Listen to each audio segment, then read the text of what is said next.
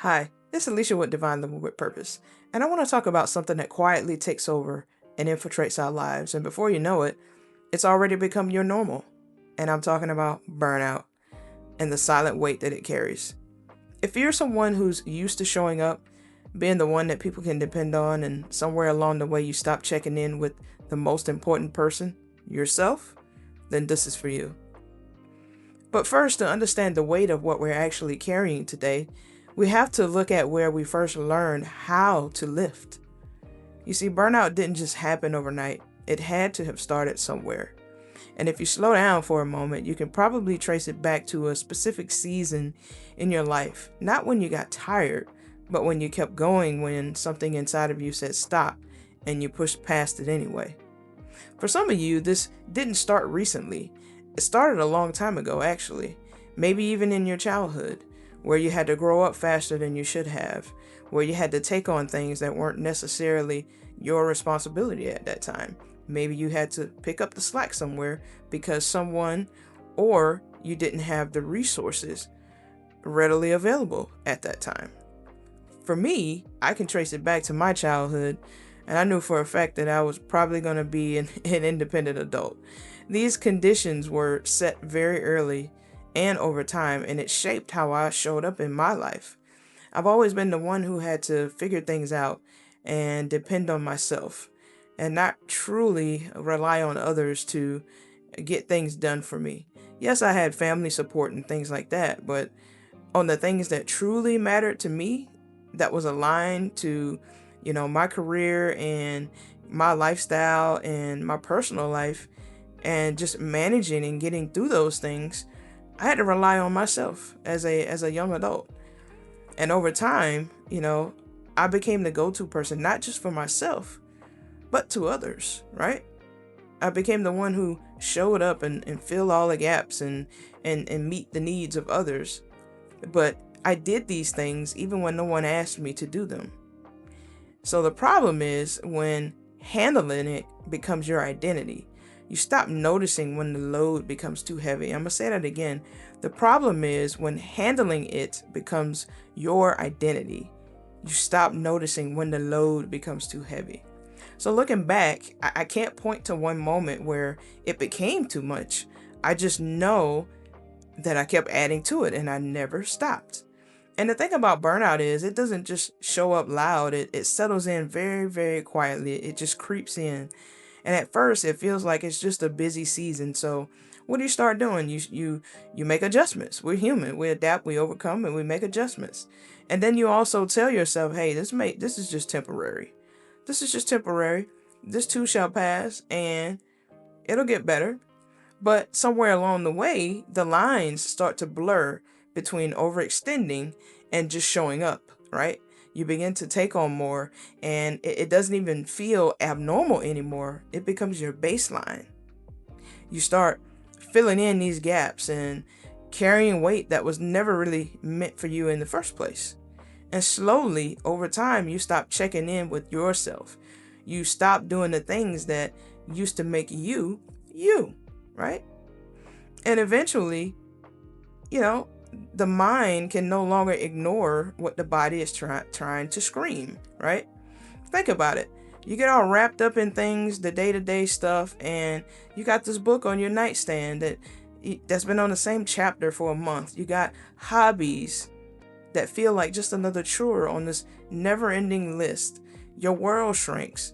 You develop tunnel vision on things that are only in your focus, which are the demands of the day, emails, schedules, deadlines, right?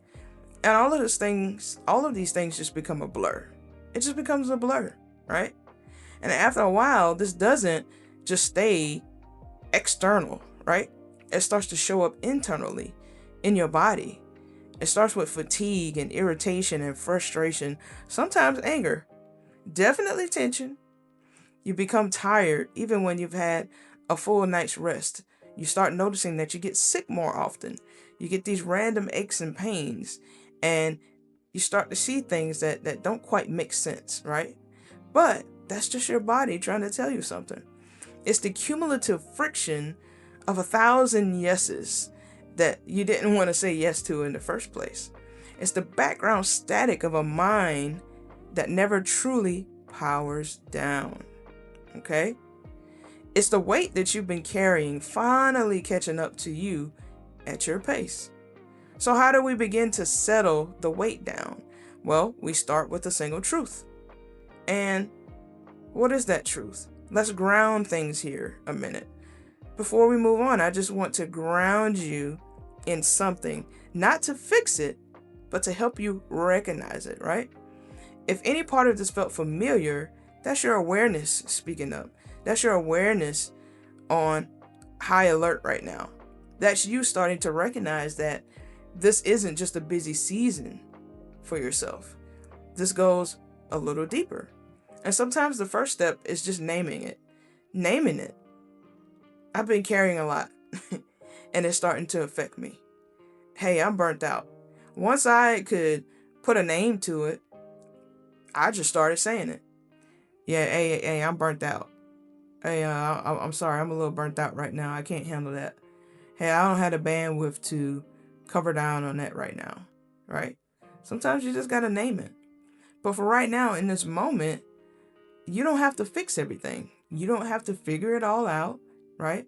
So just take a pause, take a breath, and come back to yourself, even if it's just for a moment. I want to ground this in scripture. In Galatians 6:5, it says, each person should carry their own weight. There's a massive difference between your assignment and your attachment. Let me say this again. There is a massive difference between your assignment and your attachment. Many of us are experts in burden snatching. We see someone that's struggling. We see someone that needs something, and we have to come in and rescue them and save them. We feel obligated to share that burden with them. We go pick up other people's chaos simply because we are strong enough to lift it. But just because you have the capacity to carry it doesn't mean that you have the calling to hold on to it. And as we close today, I want to leave you with a question and a small task to carry into your week. Maybe your healing is learning what to release. And for some of you, if you're really honest, this doesn't feel like a season anymore. It doesn't feel temporary. It just feels like your life right now. Because what you thought was just a season, it never really ended. It just became how you live. So before we meet again for episode 2, I want to give you a small assignment as you go throughout your day to day. I want you to notice just one thing that you're doing, not because it's yours to do, but because you're filling a gap. Let me say that again. I want you to go through your day today, and I want you to notice just one thing you're doing, not because it's yours to do, but because you're filling a gap. And I bet you will see that you're filling in things no one asked you to do. But I don't want you to try to change it yet. Just notice it. Just notice it.